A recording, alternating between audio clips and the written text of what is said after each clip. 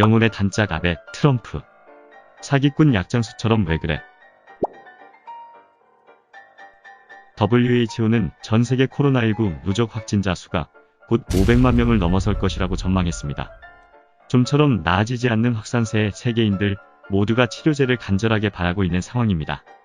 물론 아무리 상황이 급하다고 해서 효과도 입증되지 않은 약을 좋다고 추천하는 사람은 당연히 없어야 할 것입니다.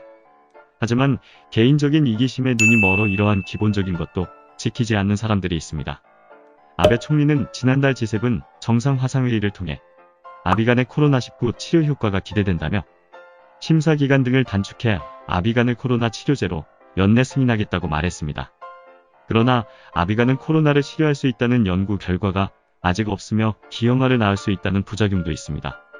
하지만 아베 총리는 이러한 위험성에도 불구하고 한술 더 떠 아비간의 선승인 후 임상이라는 말도 안 되는 특례까지 마련하여 적용했습니다.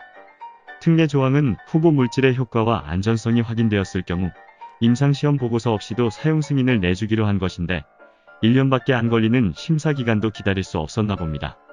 임상검증이 완료되기도 전에 약품 승인을 받은 아비간에 대한 특별대우의 일본 의사회는 과학을 대수롭지 않게 여기는 것은 국민 건강에 해가 되는 일이다며 지금 임상시험 환자 중에는 아비간 효과와 상관없이 자연스럽게 회복되는 환자도 많다고 주장했습니다.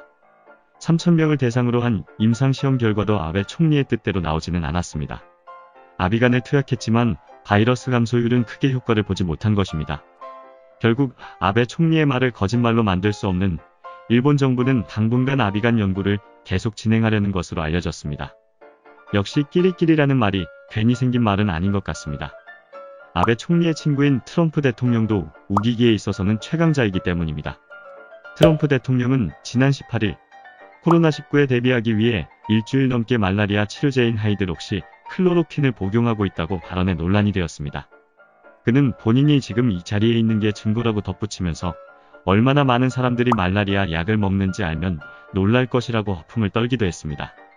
하지만 하이드록시 클로로퀸은 미국 식품의약국 FDA에서 이미 안전과 효과를 장담할 수 없다고 밝혔으며 부작용도 사망까지 이를 수 있는 위험한 약입니다. 이 말을 들은 사람들은 대부분 미친 짓이라고 반응했습니다. 전문가들 또한 처방 없이 약을 잘못 먹으면 죽을 수도 있다고 경고했습니다. 트럼프 대통령에게 우호적이던 폭스뉴스마저도 대통령의 말을 듣고 가볍게 생각한다면 그 약은 당신을 죽일 것이다며 대통령의 말만 듣고 섣불리 약을 복용해서는 안 된다고 주의를 줬습니다. 미국 언론들도 트럼프의 황당한 발언을 대놓고 조롱했습니다. 워싱턴 포스트는 말라리아 약이 그렇게 좋다면 굿소나 낙타의 오줌도 마시겠다고 빈정댔으며 정치 전문 매체 폴리티코도 그저 관심받기를 좋아하는 트럼프 대통령의 행동이 이제 그리 놀랍지도 않다고 비꼬았습니다. 다른 언어와 다른 외모에도 불구하고 두 사람이 친구가 될 수 있었던 것은 남말 안 듣고 우기기 좋아하는 성격 때문이 아닐까 싶습니다. 각자의 정치적인 이기심으로 국민들을 위험에 빠뜨리려 하는 아베와 트럼프.